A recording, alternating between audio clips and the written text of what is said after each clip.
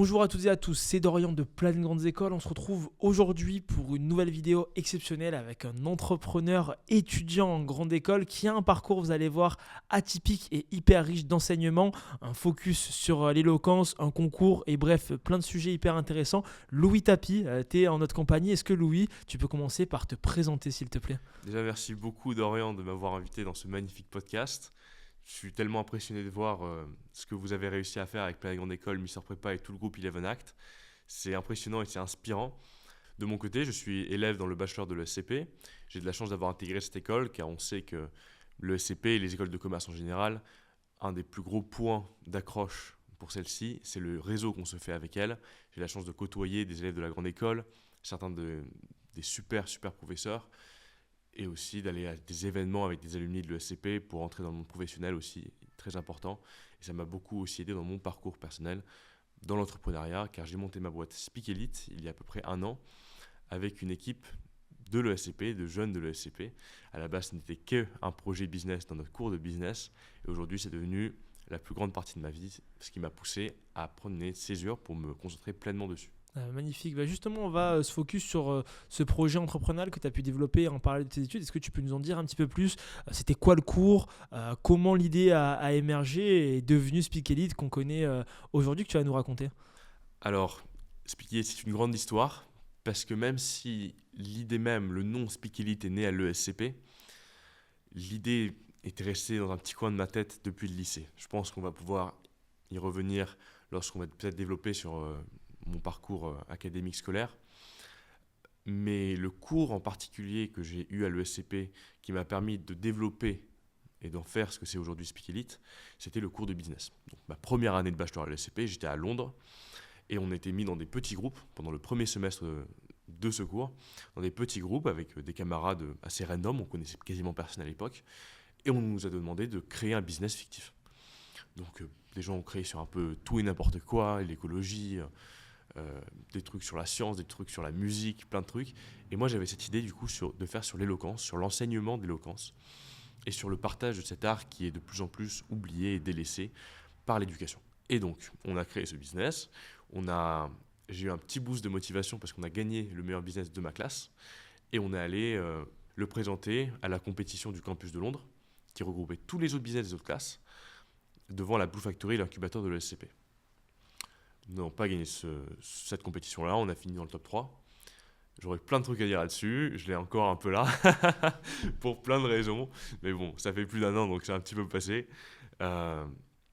Mais en tout cas, ça, on pourrait aussi y revenir. Les incubateurs, parce que j'ai eu aussi de la chance d'avoir pas mal d'expérience dans ce domaine-là, pas seulement au sein de l'ESCP, mais en dehors, avec notamment des entretiens avec Station F.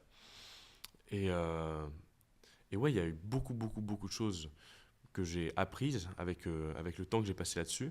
Si c'est en équipe, si c'est en management, en administratif, en légal aussi énormément. Ça, c'est un point sur lequel il faudra vraiment qu'on s'attarde pour tous les étudiants qui comptent aussi potentiellement lancer leur entreprise. Le légal est tellement important et on a tendance à sous-estimer cette partie-là. Pour revenir justement sur donc là, ce projet étudiant, à quel moment tu te dis ok, c'est un projet que j'ai académique, scolaire finalement, et le transposer à la vie réelle et te dire ok, ça va devenir un projet que j'ai envie vraiment d'accomplir maintenant.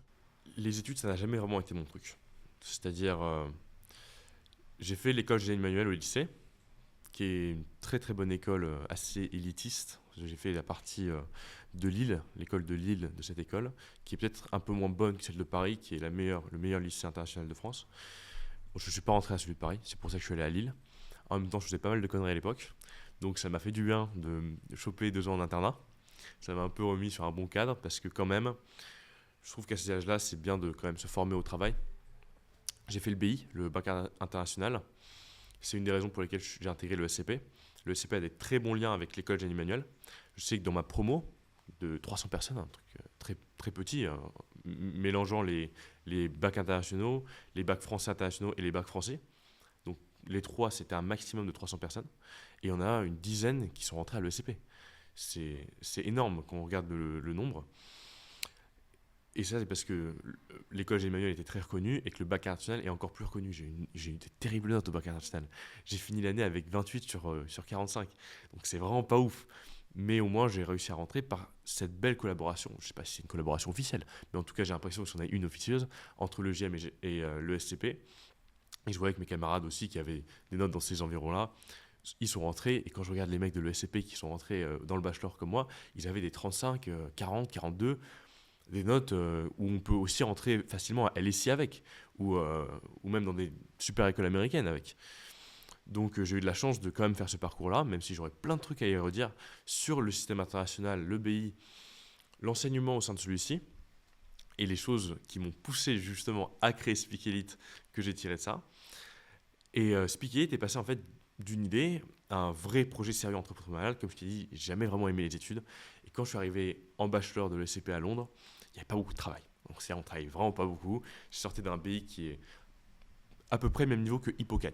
Parce que j'ai des amis qui ont fait Hippocagne-Cagne. Cagne, rien à voir parce que là c'est une autre planète. Mais Hippocagne, c'est à peu près le même niveau. Donc beaucoup de travail, on passait toute la soirée à travailler. Et là je passe à l'ESCP où toute la soirée les gens ils vont faire la fête.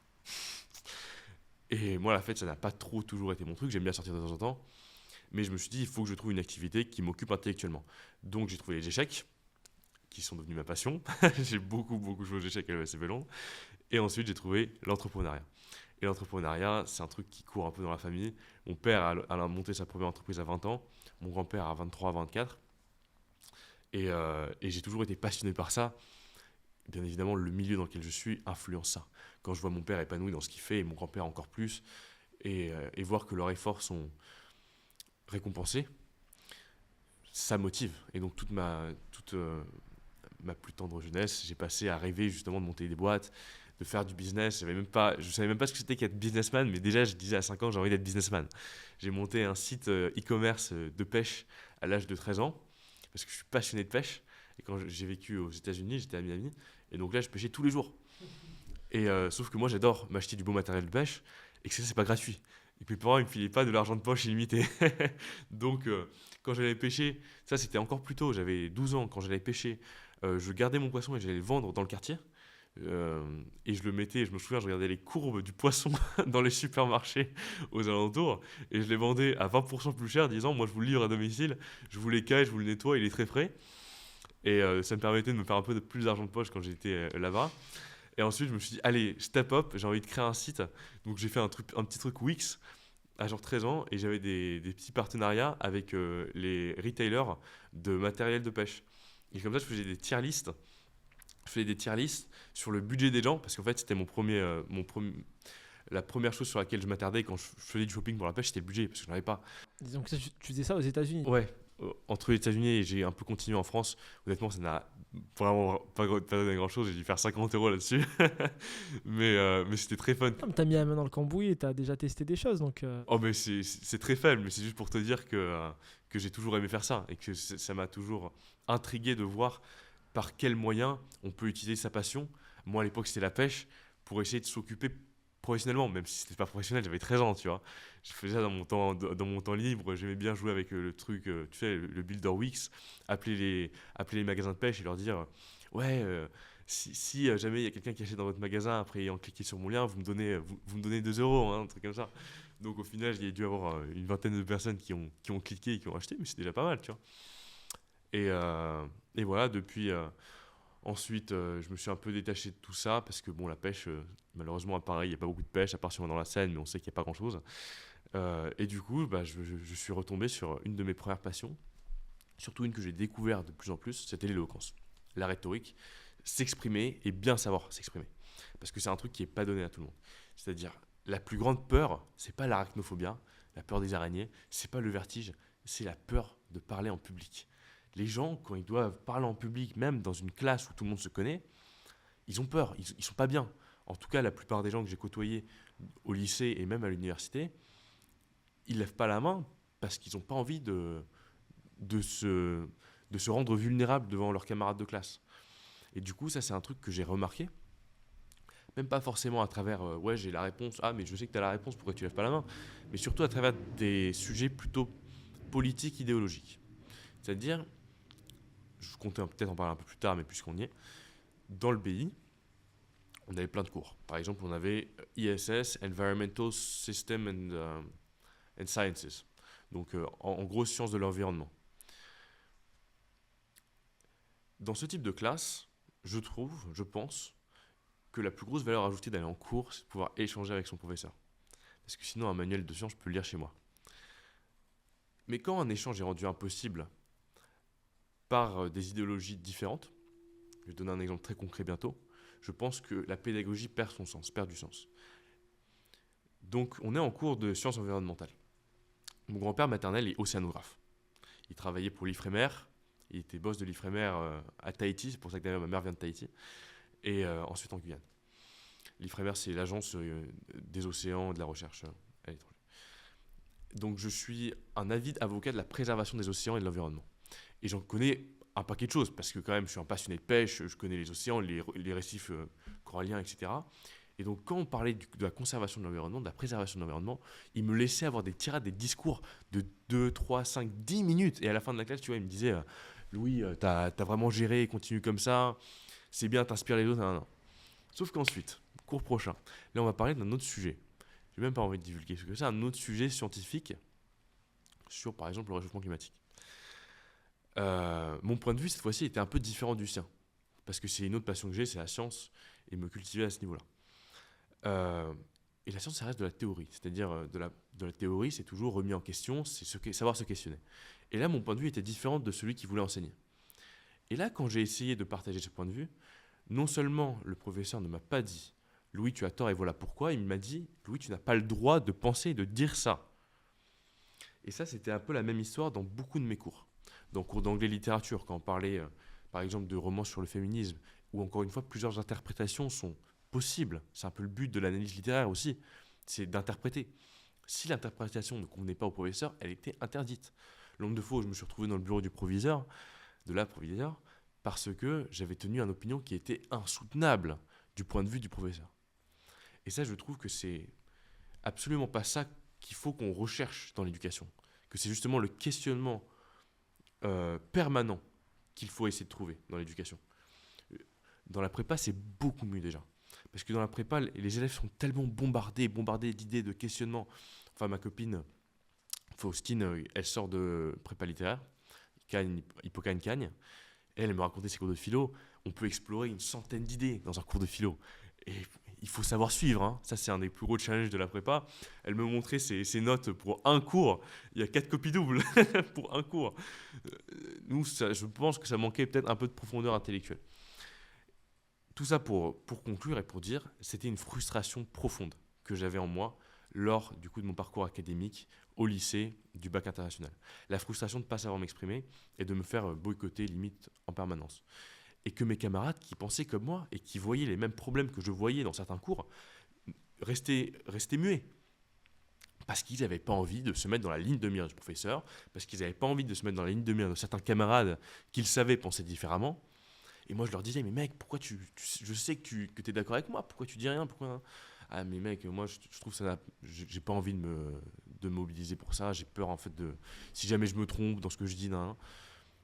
Il faut qu'on enseigne la prise de parole, il faut qu'on enseigne de savoir exprimer ses idées, parce que les jeunes, on a tellement d'idées, avec l'accessibilité de l'information aujourd'hui, avec ChatGPT, avec les réseaux où on nous bombarde d'informations, bien sûr qu'on va avoir des prises de position, on va avoir des idées, mais on ne sait pas les exprimer. Parce que personne ne nous a appris, certes, on nous a appris à faire une présentation PowerPoint je sais pas, sur son exposé d'histoire. Mais ça, c'est pas savoir exprimer des idées, c'est lire un texte. Limite, la moitié des gens, ils lisent le texte sur le slide. Ils savent pas faire ça. On sait écrire des bons essais, on sait faire des maths, on connaît les bases de la science, et encore, mais savoir s'exprimer, qui est la capacité numéro 1 qu'il faut dans une société qui fonctionne, elle est manquante. Dis-moi ce que tu en penses, parce que j'ai fait une assez longue tirade. Non, mais c'est intéressant ce que tu dis. Et non, moi je voulais approfondir un sujet, c'est que finalement tu as pris une revanche sur l'école, parce que sur Speak Elite justement, et tu vas nous développer davantage ce que tu proposes sur Speak Elite, mais tu as déjà noué des partenariats aussi avec des lycées pour justement un petit peu face à cette revanche, cette frustration que tu n'as pas pu avoir au lycée justement, de t'exprimer, d'avoir en fait un enjeu de rhétorique, d'éloquence, de débat. Tu as pu finalement le mettre à profit via Speak Elite et aujourd'hui dans plusieurs lycées en France. C'était en effet une revanche. J'aime pas le fait que ce soit une revanche. J'ai pas eu envie de faire ma première entreprise en revanche. Je sais que j'allais faire une entreprise à un certain moment, mais je pensais pas que ça allait être une revanche. Si tu veux, l'idée Speak It, en fait, est née d'un truc encore plus développé que juste cette frustration. C'est que j'avais développé un moyen de contrer cette espèce de censure au lycée en faisant, j'étais délégué à l'époque, parce que mes camarades qui s'exprimaient pas en cours, ils attendaient que ce soit moi qui le fasse. Donc c'était la même chose dans le bureau du proviseur, ils attendaient que ce soit moi qui aille leur dire Madame le proviseur, c'est pas possible qu'on ait des examens à ce moment-là, qu'on reçoive pas les infos. Hein. Ils savaient que j'allais les défendre. Et donc je me suis retrouvé délégué au plus grand mécontentement de la proviseure. et, euh, et du coup, j'étais aussi en charge du financement du bal de promo. Et ouais, je me suis dit, quel meilleur moyen de financer un bal de promo que de montrer à tous les parents d'élèves que l'éducation d'élite qui leur coûte 30 000 l'année, elle va être bien financée, enfin elle va être bien représentée, que leurs enfants vont savoir s'exprimer. Le meilleur moyen de faire ça, c'est faire un concours de débat. C'est d'organiser un... Donc t'as pris le budget du bal de promo. Non. Ah. Justement, je me suis dit, les parents, ils vont être heureux de financer le bal de promo en voyant les résultats que cette super école a apporté à leurs enfants. Que leurs enfants savent enfin, ok. tu vois. Ouais. Et du coup, j'ai fait un vrai business model en allant surveiller et faire des sondages auprès des parents d'élèves. Combien serez-vous prêts à donner pour le bal de promo si vous voyez un débat fabuleux? En fait, moi, mon but avec ça, c'était bien sûr au final de pouvoir débattre les gens avec qui j'étais interdit de débattre toute l'année. Et donc j'ai fait ça. J'ai fait une présentation que j'ai envoyée à toute l'école pour pas que je me fasse shadow ban par l'administration. Donc j'ai fait une présentation pour montrer le business model derrière ce financement de balle de promo. Je l'ai envoyé à toute l'école, 400 personnes. Et tout le monde m'a dit, mec, idée fabuleuse. Et la directrice m'a dit la même chose. Elle m'a dit, Louis, c'est super comme idée. On a un rendez-vous dans 2 semaines dans mon bureau, comme ça, on organise tout. Déjà 2 semaines quand tu es proviseur et que c'est un terminal balle de promo au délégué qui te convoite, c'est pas mal 2 semaines, hein, c'est pas donné. 2 semaines plus tard, j'arrive, absente. Ah désolé, je suis pas là. On refait semaine prochaine. Même chose la semaine prochaine. Et enfin, elle est là. Louis, je suis désolé, trop tard. On n'a pas le temps d'organiser ça. Aïe. Ouais. Donc je suis arrivé comme ça à l'ESCP avec encore cette idée qui me trottait dans la tête. Donc t'as pas pu organiser ce concours de débat. J'ai pas pu organiser ce concours d'ailleurs. Mais ce qui est cool au moins, c'est que je suis allé à des concours de la sorte. Je suis allé au MUN de l'EDEC. D'ailleurs, à tous les lycéens qui regardent ça, le MUN, c'était la meilleure expérience que j'ai eue de mon parcours académique. La meilleure, de très loin. Enfin, un endroit où justement on pouvait dialoguer, même si on ne représentait pas vraiment nos intérêts.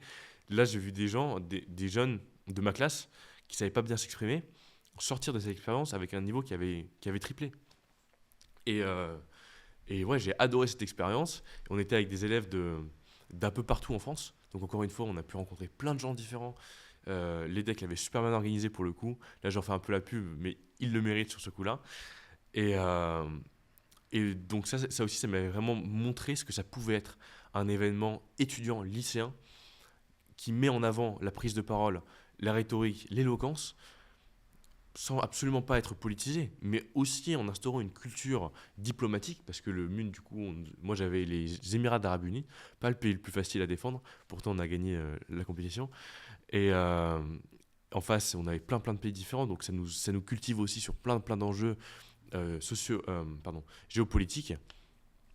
Et donc c'était super cool. Donc voilà, j'ai vu qu'il y avait un vrai business model, parce que les parents d'élèves adoraient l'idée de voir leurs enfants, les étudiants divers et variés du lycée venir débattre. Ils étaient tous hyper chauds, les profs étaient hyper chauds, les élèves étaient hyper chauds.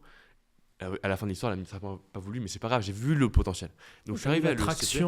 C'est ça, l'attraction était là. Donc je suis arrivé à l'ESCP avec cette idée, et c'est pour ça que quand je l'ai proposé à mes camarades dans mon groupe de business, dans la classe de business où on m'avait mis, ils ont tout de suite dit ah mec, je suis hyper chaud, parce que moi aussi j'aurais bien aimé avoir ça.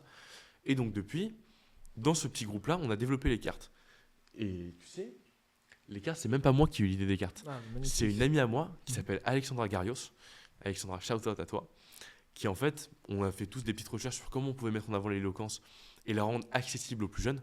Et on a vu qu'en fait, les cartes, c'était un super principe. Parce que nous, enfin, dans mon groupe de potes, même ces gens-là avec qui j'ai travaillé, on adore jouer aux cartes parce que c'est quelque chose de tangible. Donc c'est pas une formation qu'on va vendre en ligne. Parce que les gens n'ont plus confiance de toute façon dans les formations en ligne. Et en plus de ça, même chose pour le SCP, c'est dur de faire un cours de rhétorique sans faire parler les élèves.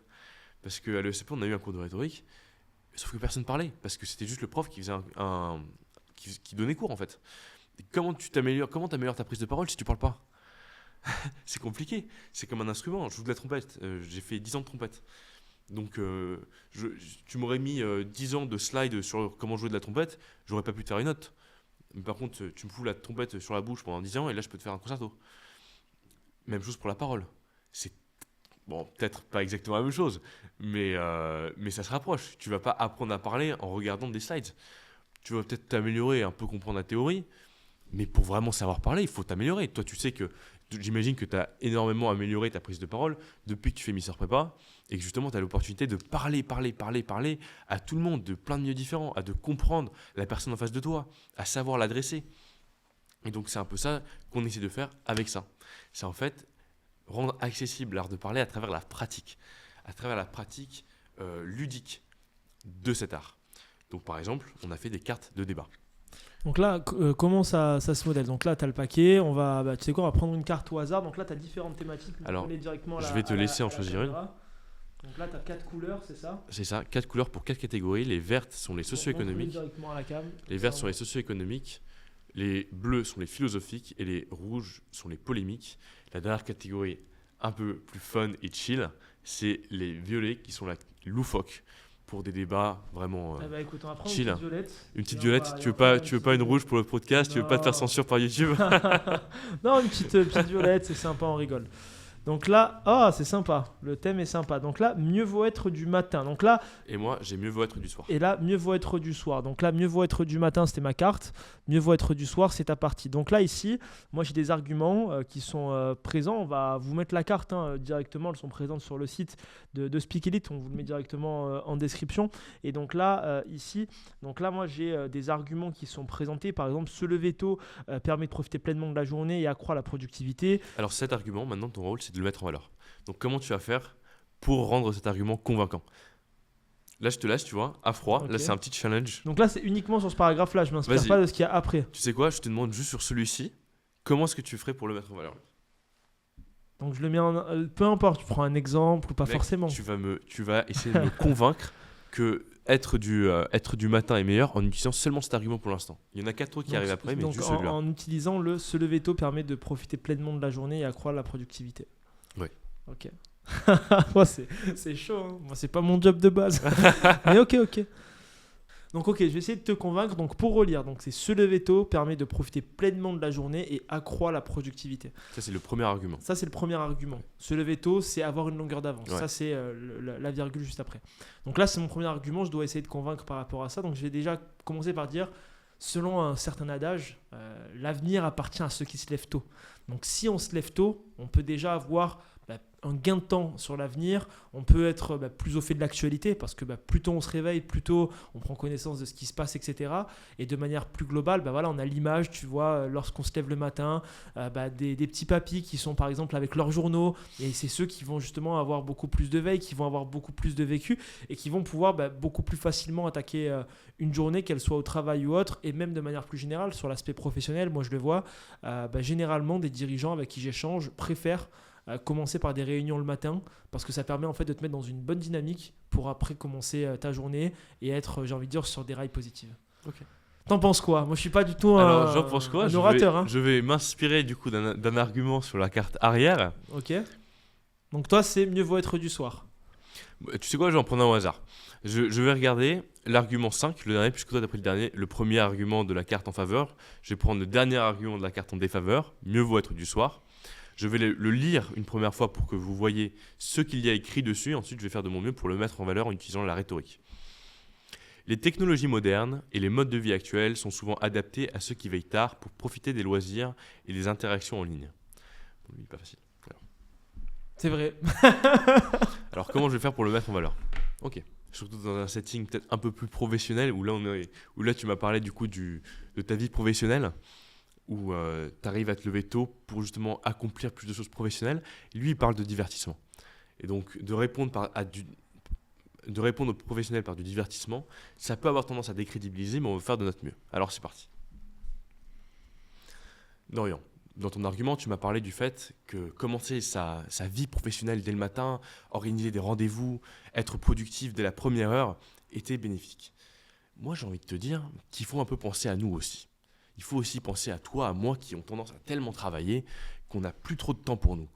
Le soir, il est aussi fait pour se divertir.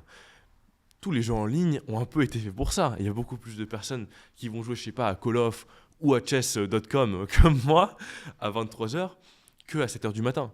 Et donc ça va nous permettre d'avoir une communauté beaucoup plus active à ces moments-là, où on est tranquille, le professionnel on le met de côté, et on peut enfin se recentrer sur nous-mêmes, sur ce qu'on aime faire, sur le coup brillant que je vais effectuer en sacrifiant ma reine et en gagnant la partie, sans avoir la distraction de « Oh, je devrais être en train d'envoyer un mail à Dorian pour le podcast, parce qu'il est 23h, c'est plus une heure pour faire ça ».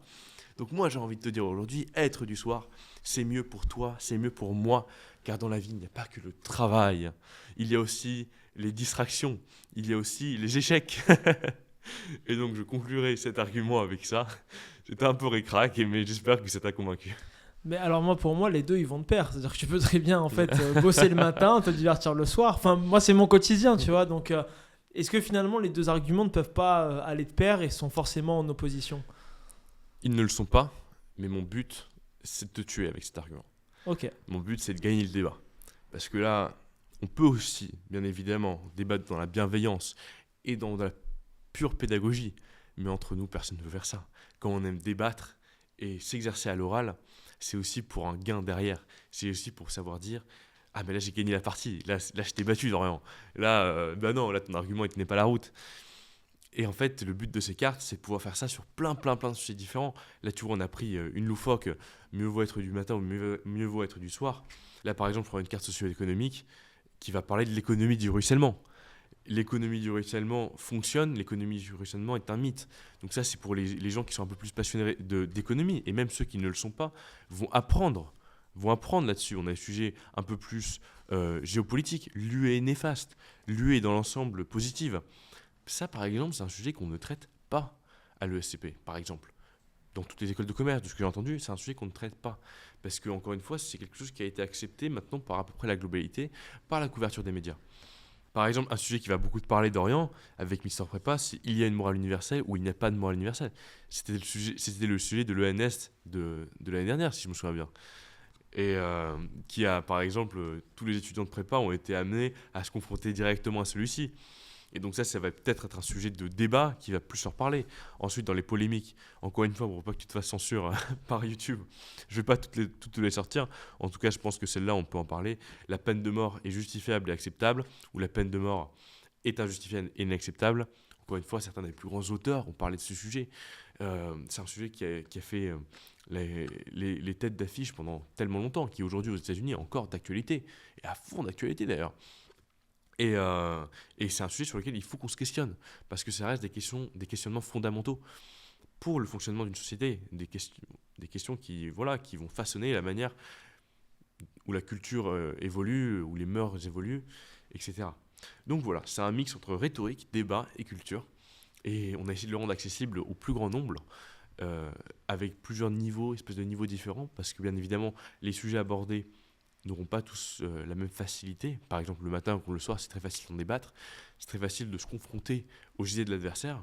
Mais pour des sujets plus sérieux comme la peine de mort, pour les gens qui ont des prises de position très fortes à ces sujets-là, accepter de se confronter à... Accepter de se confronter à l'opinion d'en face, c'est très difficile. Surtout que maintenant qu'on vit dans des bulles d'informations filtrées, où toi, tu es un mec de gauche, de droite, je sais pas, tu ne vas être confronté qu'à cette école de pensée, à travers ton algorithme Instagram par exemple, à travers ta chaîne télé, si tu regardes France Inter ou CNews, tu vas être confronté à des informations radicalement différentes. Et très peu sont les gens qui vont switcher entre France Inter et CNews. En général, on reste sur une chaîne parce que c'est ça qui nous plaît, c'est ça qui nous convient. L'algorithme Insta, on ne va pas essayer de le diversifier en regardant par exemple des politiques d'un bord différent. Typiquement, on va rester sur ce qu'on aime, sur ce qui nous plaît, dans notre zone de confort. Et ça, justement, ça nous permet d'en sortir.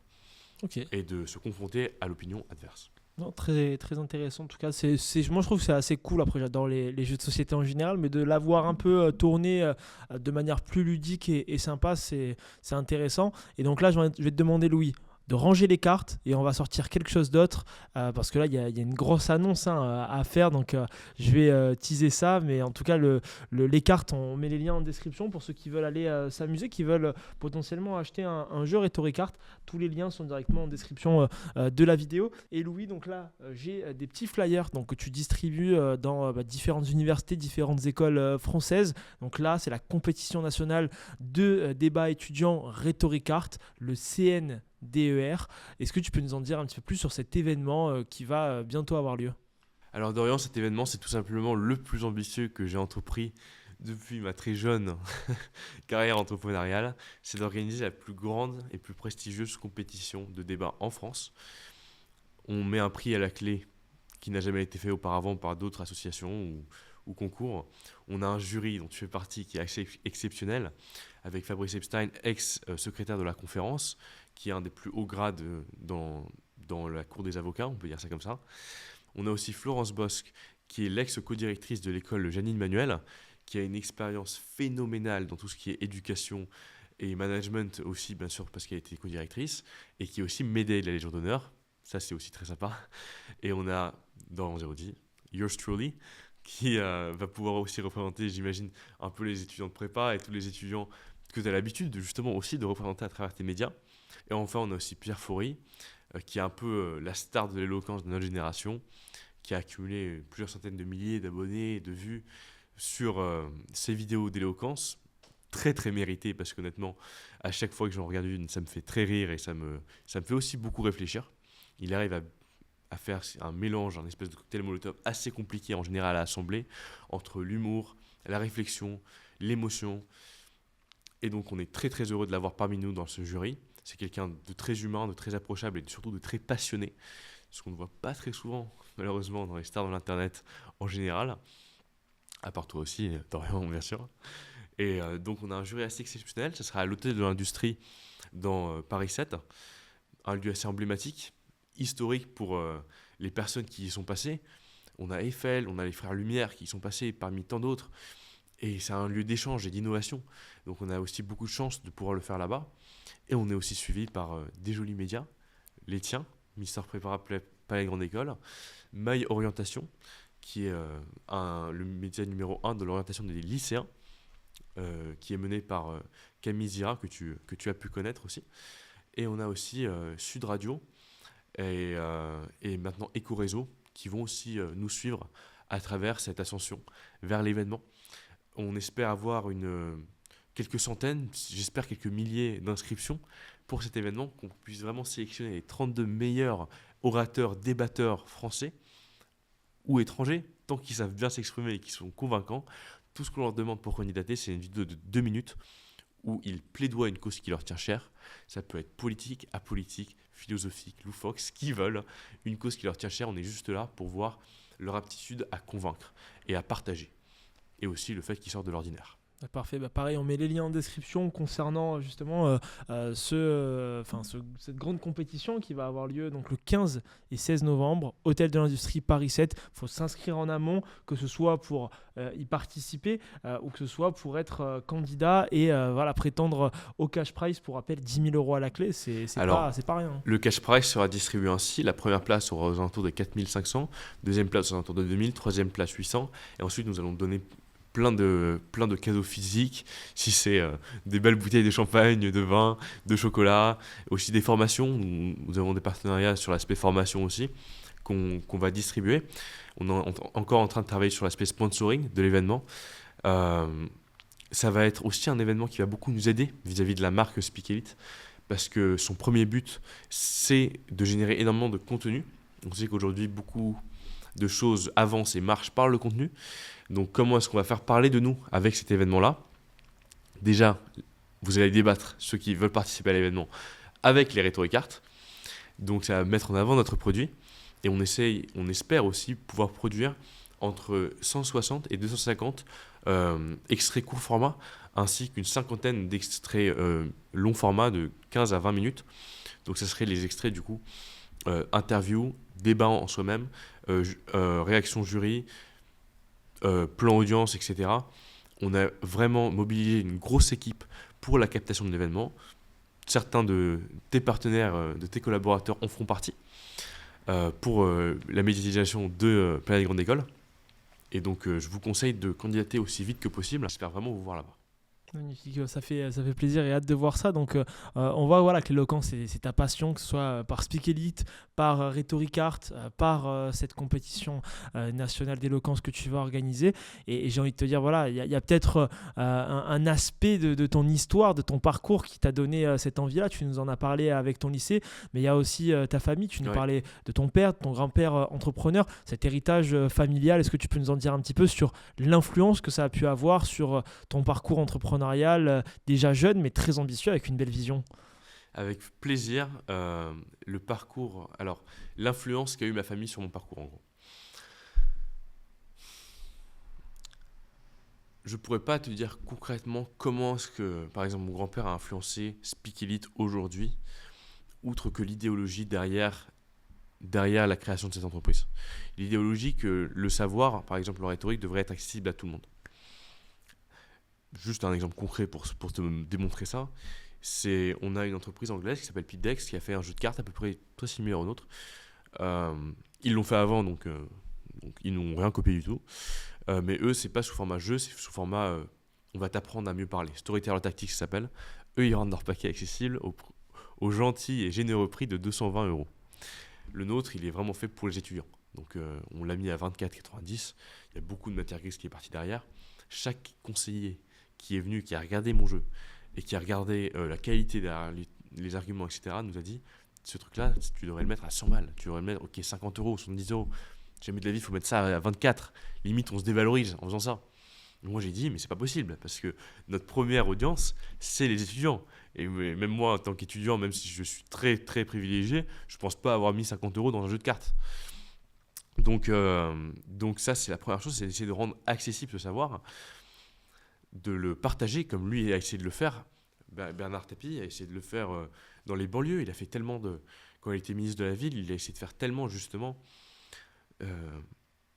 d'événements, il a fait tellement de mobilisation pour essayer de partager un maximum l'accès à la formation et à l'éducation à un maximum de personnes. Hier, je regardais une interview qu'a fait mon père sur un podcast qui s'appelait L'élément déclencheur.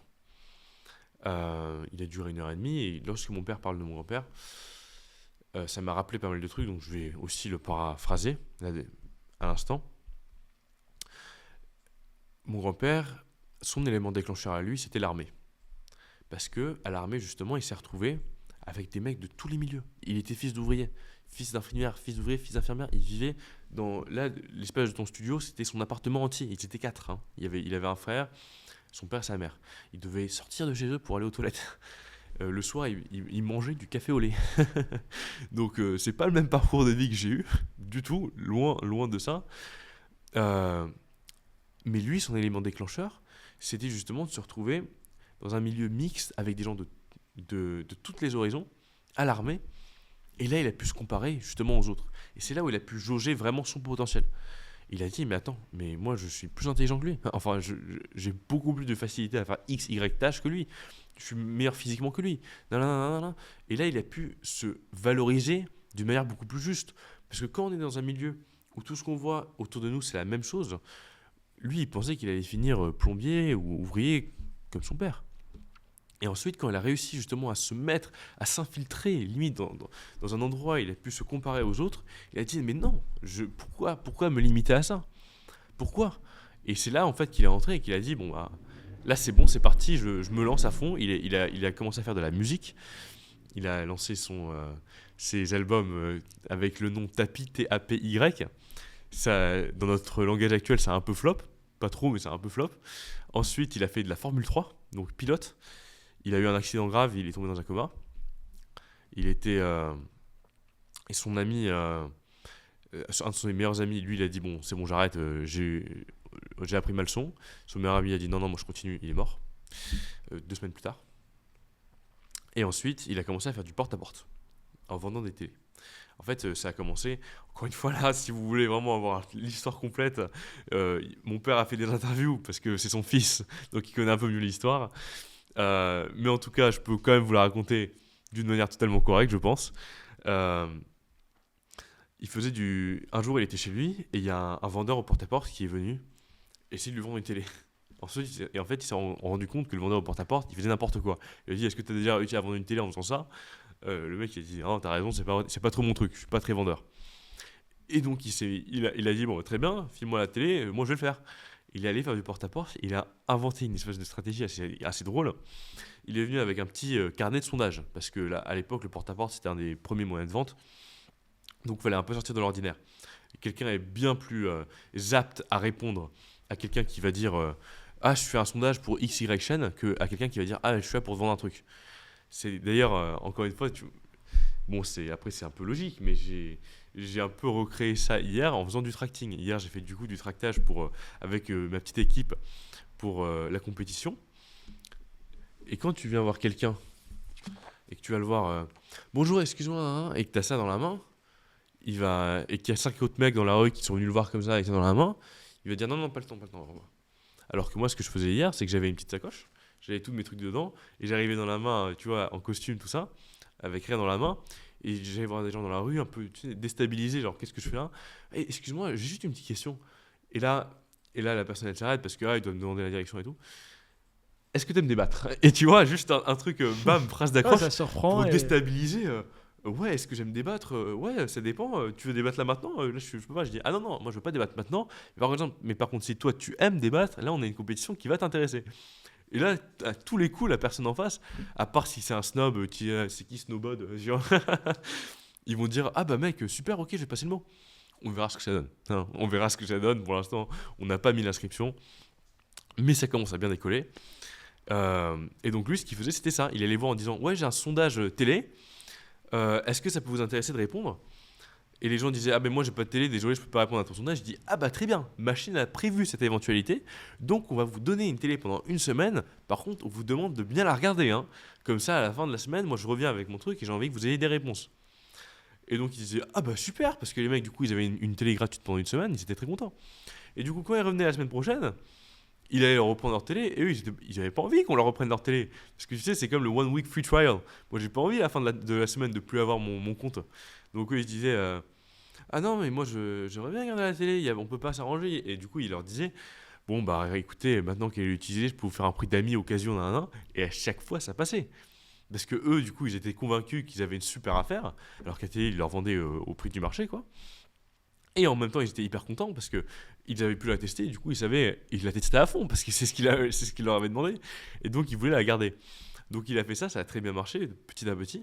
Ensuite, il a ouvert un magasin de télé avec un principe un peu le prédécesseur de Boulanger ou Darty, où justement il avait plein d'électroménagers sur toute la télé à un super prix parce qu'il achetait directement des producteurs, mais par contre, pour avoir accès à cette boutique, il fallait être membre, il fallait payer une souscription pour avoir accès à tous ces meilleurs prix qu'il avait. Donc encore une fois, un peu précurseur de tout ce mouvement-là de programme de fidélité, etc. Et ensuite, il a acheté Vonder. Ensuite, il a repris les entreprises en faillite. Donc, toujours cette espèce de recherche, cette espèce de questionnement continu sur qu'est-ce que je peux faire qui va être précurseur, qui va être nouveau, qui va attirer du monde, qui va plaire aux gens, qui va leur rendre service, etc. etc. Et ça, je pense que c'est une des choses que je garde le plus de lui, c'est cet aspect de questionnement perpétuel, de remise en question. Encore une fois, ça fait pas très longtemps que je suis dans le milieu. Tu vois, ça fait 1 an et demi que Speak Elite est une entreprise légale. Donc, je suis pas là à te dire que j'ai pu tout tester, faire mais en tout cas que pour l'instant, les portes qui se sont ouvertes à moi, elles se sont ouvertes grâce à la curiosité. Euh, j'ai travaillé du coup avec un de mes meilleurs amis, mon meilleur ami Edern, sur Speak Elite au début. Il était rédacteur des cartes parce qu'en fait, il sortait de la prépa. Et donc, il avait un très très bon bagage littéraire français. C'est ça, il a fait du RUI, donc bonne prépa littéraire. Ensuite, il a intégré le Lyon. Et donc, au sortir de ça, ça faisait très longtemps qu'on s'est dit il faut qu'on fasse un business ensemble. Donc, au sortir de ça, il m'a dit mec, c'est bon, là je suis chaud, je peux travailler. Et donc, j'ai vu qu'il était très très fort en littérature, en tout cas dans le maniement des mots français, que je ne suis pas du tout d'ailleurs, car toute mon éducation, je l'ai fait en anglais. Ma première langue est l'anglais, c'est-à-dire Je peux très bien faire des fautes de français assez aberrantes que je ne vais sûrement pas faire en anglais. Car le français, je l'ai seulement gardé grâce à mes parents qui m'ont toujours parlé en français et pas en anglais. Et, euh, et, donc, euh, et donc voilà, il y a Eden qui travaille avec nous. Il arrive à l'EM Lyon. Et là, il me dit ouais, Louis, j'ai un prof super et on a fait un séminaire ensemble. En plus, il est cool et tout. Je lui ai parlé de Speak Elite et il avait l'air intéressé. Je lui dis bon, bah, mec, super, on se fait un call. Vas-y, on se fait un call. Tu lui demandes si t'as son email, on se fait un call ensemble et tout. Et c'est à ce moment-là que j'ai rencontré le fameux Dorian Zerodi qui aujourd'hui nous épaule et nous aide énormément. Et ça, encore une fois, je sais pas, au début, si on n'avait rien à te proposer. Enfin, au début, quand on s'est eu dans Non, mais l'appel, on en s'est fait, juste ça, présenté, c'est moi ça? je suis prof dans plusieurs écoles sur divers sujets liés à l'entrepreneuriat et à la strat. Ça s'avère que j'ai eu Edern, qui était un de mes étudiants à Lyon, dans un cours qui s'appelle PCE, Projet de création d'entreprise. Donc, les étudiants doivent se mobiliser par groupe de 5-6 et sur une plage de 4 mois, doivent créer une entreprise. Et en fait, il y a plusieurs intervenants qui viennent de manière assez régulière, tu vois, pour aiguiller les étudiants, leur donner un petit peu du feedback, etc. Donc, moi, je vais les accompagner, leur donner du conseil, notamment sur la partie com, strat, parce que voilà, j'ai vécu ça de mon côté. Et donc, j'ai eu Edern, c'est vrai que parmi les cours, et généralement, beaucoup d'étudiants me sollicitent pour avoir un peu de feedback sur leurs projets, pour essayer de faire des projets plus tangibles, etc. Étant donné que je l'ai fait en parallèle de Ouais. mes études, c'est un moyen derrière de pouvoir donner ma pierre à l'édifice aussi. Donc, Edern m'avait proposé le call, et voilà, j'avais accepté comme d'autres étudiants, et ils se reconnaîtront s'ils regardent le podcast aujourd'hui. Et Est-ce que donc, tu te ouais, il souviens de s'avère. quoi on avait parlé sur ce premier école? Et après, non, là, le projet, ouais, je me souviens. Au début, c'était donc parler avec Edern. Tu t'es incrusté dans la convo à la base. Et en fait, c'était de parler au début de votre projet Speak Elite, de votre jeu. Moi, je me rappelle, le premier call, tout derrière toi, tu venais de recevoir les je Ah ne sais pas ouais, combien de paquets qu'il y avait, 5000. voilà, 5000 paquets qu'il y avait au fond de chez toi. Je voyais sur la cam et tout, c'était hyper marrant. Et donc, on parlait un petit peu du projet, de ce qu'il en était, etc. à Je ce me suis moment-là. incrusté dans l'appel. Ouais, non, c'était pas prévu à la base. T'as dit, finalement, on a décalé l'appel et en fait, t'es dispo sur ce créneau-là. T'as dit, vas-y, je vais faire un saut, etc. pour voir. Et après, de fil en aiguille, ouais, moi, j'ai bien kiffé le projet. Je me suis dit, pourquoi pas.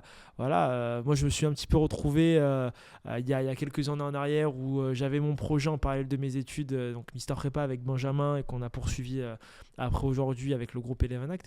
Et donc, non, voilà, pour moi, c'est important de donner la pierre à l'édifice et voilà, on va tous grandir ensemble, il faut tous s'entraider, il faut valoriser et il faut encore une fois promouvoir les étudiants qui essayent de faire des choses, qui se battent à faire des choses et il faut bien rappeler que voilà, c'est en forgeant qu'on devient forgeron, c'est en débattant qu'on va être un bon orateur, c'est à force de travailler qu'on va être plus prod, etc.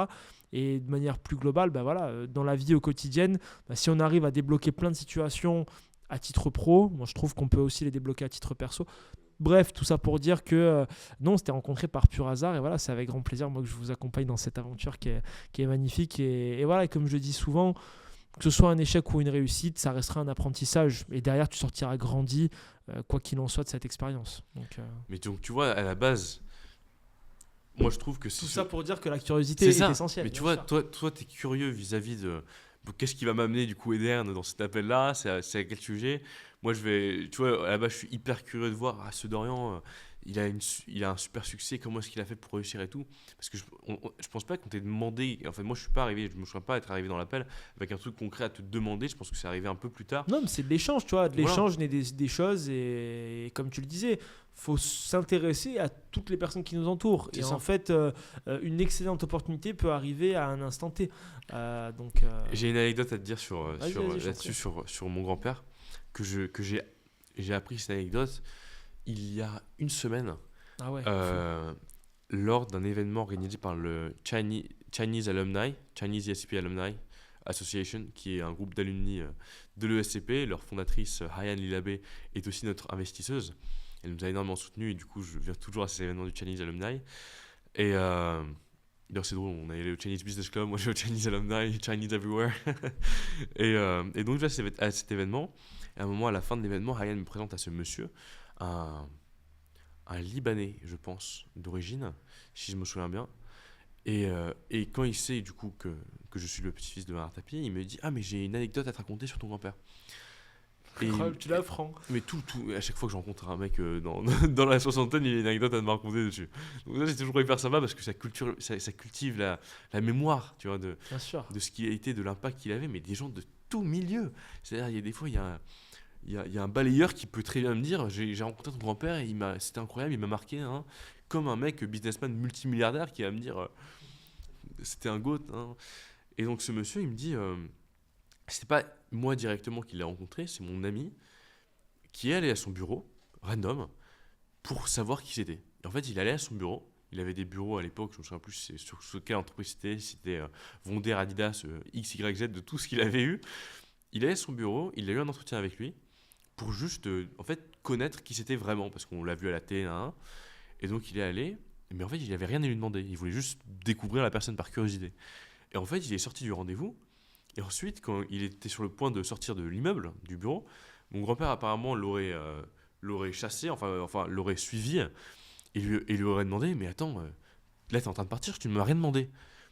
Et l'autre lui aurait dit, mais en fait j'avais rien à te demander, moi j'étais juste venu ici pour en fait apprendre à te connaître. Parce que tout ce que j'ai su sur toi c'était par la télé, j'ai envie de te connaître, c'est tout. Et donc mon grand-père lui a dit, ah mais ça c'est fou, parce que chaque personne qui vient me voir c'est pour me demander un truc. Et donc il lui a dit, bah moi tu sais quoi, tiens ma carte. Et si un jour, si tu as un truc à me demander ou quoi que ce soit, je serai là, je serai présent. Et donc c'est comme ça qu'ensuite, apparemment, il lui a rendu un beau service, parce que justement, des gens justement qui sont à ce niveau-là, enfin assez haut placés, et qui ont l'habitude d'être sollicités pour X, Y, Z raison, n'ont pas l'habitude d'être sollicités par pure curiosité intellectuelle. L'autre jour, je vais pas dire qui c'est, mais dans la rue, hyper drôle. Je suis dans une imprimerie pour imprimer mes tracts. Et il y a un vieux monsieur qui passe devant moi et qui imprime un truc. Tu sais, sur l'écran de l'imprimeur, tu peux voir ce qu'il a imprimé. Donc moi, par pure indiscrétion, je lis ce que le mec avait imprimé. Et je vois que le sujet qu'il avait imprimé m'intéresse énormément. Mais vraiment énormément. C'est un sujet, encore une fois, sur le réchauffement climatique. Je ne veux pas rentrer dans les détails. Et, euh, et du coup, le mec, il part dans l'imprimerie, et moi, je suis en train de lire et tout. Et là, je me dis, mais attends, ça m'intéresse de fou. Et du coup, je sors en courant, je le rattrape. Je lui dis, excusez-moi, monsieur, par pure indiscrétion, j'ai lu ce que vous avez imprimé et ça m'intéresse énormément. Est-ce que vous pouvez élaborer un peu sur un. Et là, il élabore. Et j'élabore aussi. Et il me dit, ah, mais toi, tu t'y connais bien en ce domaine-là et tout, c'est intéressant. Et je dis, oui, monsieur, je suis le seul à l'ESCP qui pense comme ça. J'ai eu des débats là-dessus, là-bas, là. Et ensuite, il m'a donné son nom et je regarde. Et en fait, le mec, il passait à la télé toutes les semaines. Et du coup, maintenant, on échange. Et il m'envoie ses thèses. Et ça, c'est par pure curiosité. Pure curiosité. Ensuite, un autre petit exemple fun que je peux te raconter, c'était que j'ai aidé mon père. On pourra revenir en plus de détails sur sa carrière, sur ce qu'il a fait. Il a repris la marque de l'âge. Et donc, de temps en temps, des fois, j'aime bien l'aider sur les stands pour essayer de bien vendre la marque, de bien montrer la voiture, etc. Et aussi, potentiellement, d'en vendre tout court des voitures. C'est pas facile à en vendre parce qu'elle coûte 2 millions la voiture. Mais on essaye de se débrouiller. Donc je suis sur le stand. Ce qu'il faut savoir, c'est à peu près mon 5e ou 6e super car show que je fais avec lui. On apprend à savoir jauger qui est un acheteur potentiel d'hypercar. Ça ne veut absolument pas dire ce que tu portes. C'est-à-dire un mec qui est habillé comme ça, un mec qui est habillé comme ça, ou comme n'importe qui, peut être acheteur d'hypercar. Parce que le milliardaire, il peut très bien s'habiller comme ça, mais il peut aussi très bien s'habiller en schlag total, parce qu'il n'en a rien à foutre de ce que les autres pensent, parce qu'il est milliardaire. C'est comme, tu vas voir, les milliardaires n'ont pas de filtre. Elon Musk n'a pas de filtre. Il va dire n'importe quoi, sans aucune répercussion, parce qu'il sait que les 30 personnes autour de lui, elles vont lui dire c'est très bien, parce qu'ils ont tous un intérêt à gagner. Donc en fait, on perd tout filtre quand on arrive à ces stades-là. À part si on a un très très bon ancrage spirituel, on en parlera peut-être, mais c'est un autre sujet. Et donc, on arrive à peu près avec le temps à juger qui est un acheteur potentiel d'hypercar. Et ça se fait à travers le regard. Le mec qui regarde la voiture comme ça, Ouais, c'est pas un acheteur. Lui, ouais. C'est pas lui. Le mec qui regarde la voiture comme ça, tu vois, genre, j'en ai rien à foutre, c'est pas lui non plus. Mais le mec qui regarde la voiture, tu vois, les bras croisés à examiner un petit peu par-ci par-là, il est en train de faire un calcul dans sa tête pour dire ok, 2 millions, là j'en ai déjà mis 3 sur la Bugatti, j'en ai mis 500 000 sur la Lambo de l'autre jour. Est-ce que ça rentre dans mon budget mensuel ou est-ce que je dois attendre le mois prochain?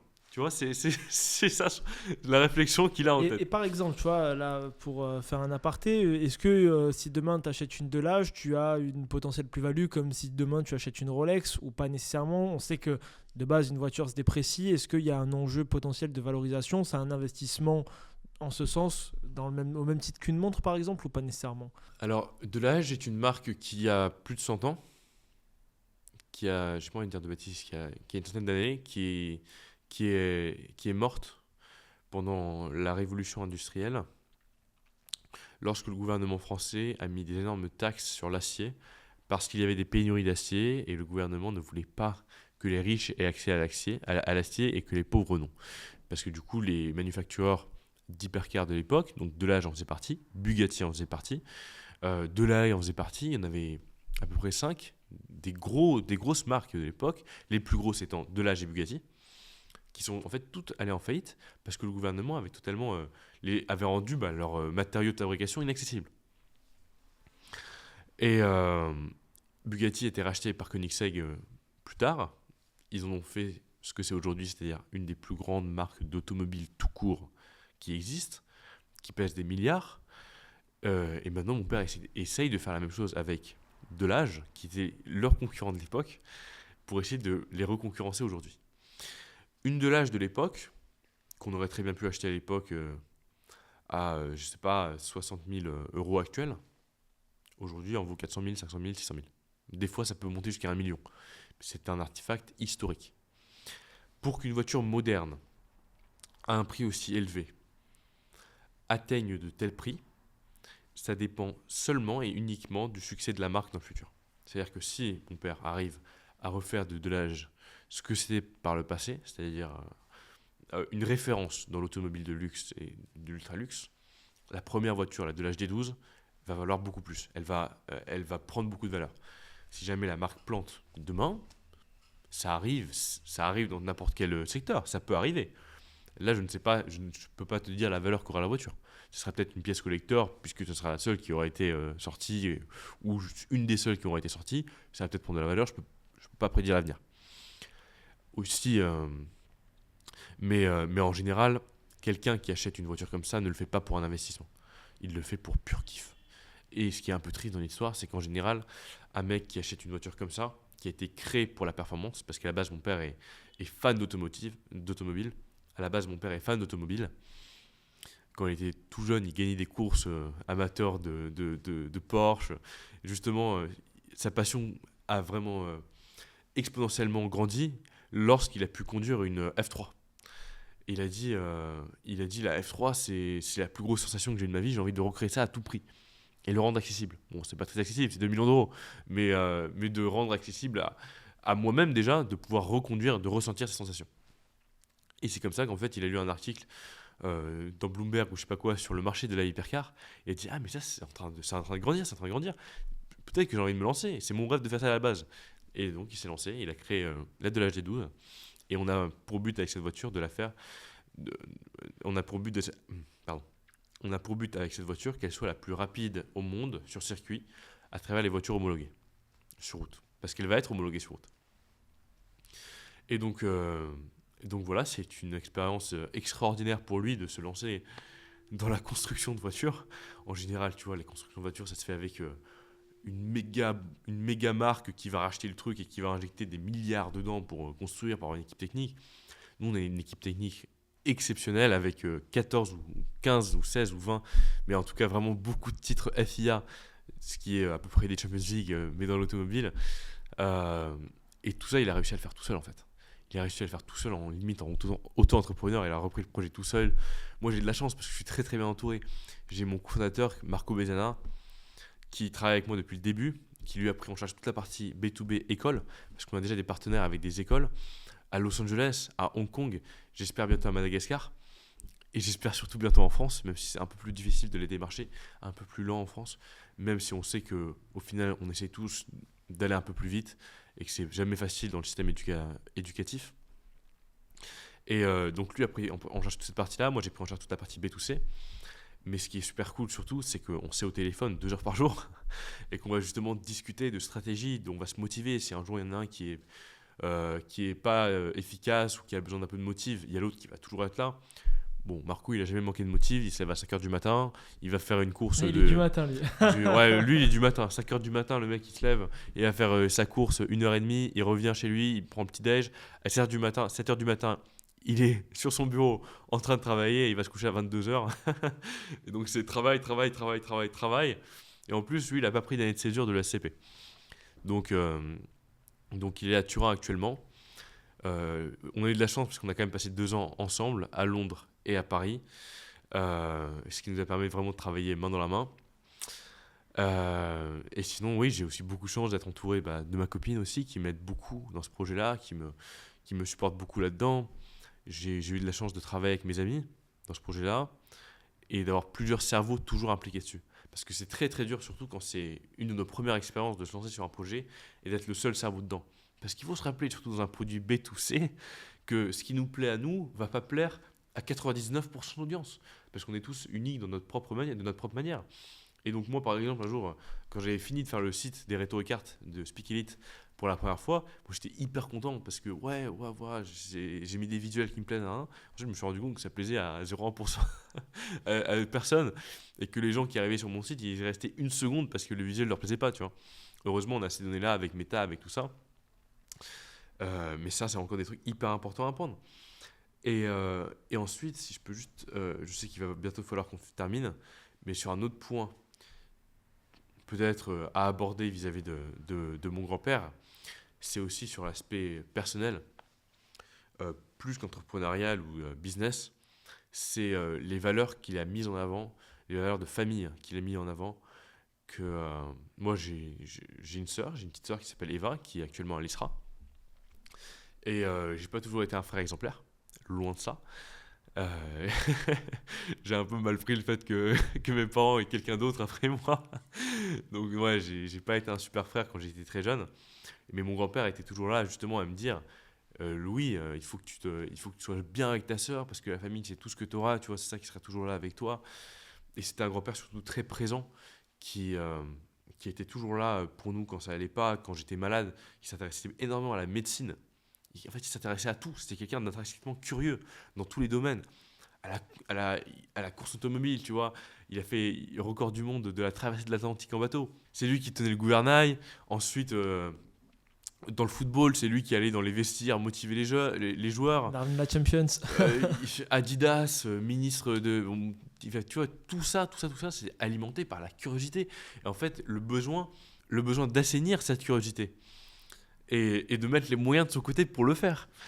Et ça, c'est la plus grosse leçon qui est donnée. Mais tu vois aussi, du coup, pour les valeurs familiales, il était hyper présent parce qu'il était dans tous les sens. Mais hop, j'ai un rhume, un truc, ma mère, elle va l'appeler, il va lui dire exactement ce que j'ai, comment me soigner, hein, le mec, Incroyable. alors qu'il est dans un avion de jet privé pour aller faire je sais pas quoi, le monde. Et aussi, il y a beaucoup de préjugés là-dessus, tu sais, où les gens s'étonnent que j'étais très proche de lui parce qu'ils disent ah mais c'est une superstar, comment il a fait, tu vois, pour être partout et en même temps avec sa famille.